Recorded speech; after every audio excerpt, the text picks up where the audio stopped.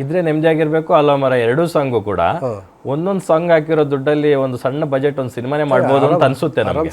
ಆರಾಮ್ಸೆ ಮಾಡ್ಬೋದು ಯಾಕಂದ್ರೆ ಇವಾಗ ನೀವು ಇಲ್ಲಿ ರಷ್ಯನ್ ಡಾನ್ಸರ್ಸು ಆ ಸೆಟ್ಟು ಸೆಟ್ಟು ಆ್ಯಕ್ಚುಲಿ ನಾನು ಸುಮ್ಮನೆ ಗಾಬರಿ ಆಗ್ಬಿಟ್ಟೆ. ನಾನು ಫಸ್ಟ್ ಸರ್ ಈ ಸೆಟ್ಟಿಗೆ ಲೈಟಿಂಗ್ ಎಷ್ಟಾಗುತ್ತೆ ಅಂತ ಬಾಂಬೆಗೆ ಕೇಳ್ಬಿಟ್ಟಿದ್ದೆ.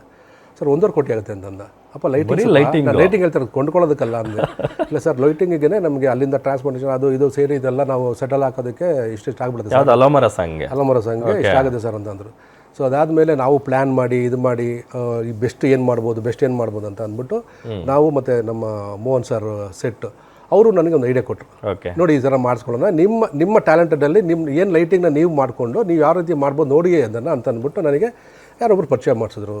ಸೊ ಅದಕ್ಕಾಗಿ ಇಲ್ಲ ನನ್ನ ಕಾನ್ಸೆಪ್ಟ್ ಹಿಂಗಿದೆ, ಈ ಥರ ಅಂದ್ಕೊಂಡಿದ್ದೀನಿ ಅಂತಂದಾಗ ಇಲ್ಲ ಸರ್ ಮಾಡೋಣ ಸರ್ ಅಂತಂದಾಗ ಅದರಲ್ಲಿ ನಾನು ಅಂದ್ಕೊಳ್ಳೋದು ದಿ ಬೆಸ್ಟ್ ಏನು ಮಾಡಬಹುದು ಒಂದು ಬಜೆಟಲ್ಲಿ ಏನು ಬೆಸ್ಟ್ ಮಾಡ್ಬೋದು ಅದನ್ನು ಮಾಡಿನೇ ಇವಾಗ ಅಲಮರ ಸಾಂಗ್ನ ನಾವು ಯಾಕಂತಂದರೆ ಅದು ನೀವು 360 ಡಿಗ್ರಿ ನೋಡಿದ್ರು ಕೂಡ ಅದು ಲೈಟ್ಸೇ. 360 ಡಿಗ್ರಿ ನೋಡೋದು ಲೈಟ್ಸು ವಿತ್ ಗ್ಲಾಸ್ ಆ ಗ್ಲಾಸ್ ರಿಫ್ಲೆಕ್ಷನ್ ಇರುತ್ತೆ.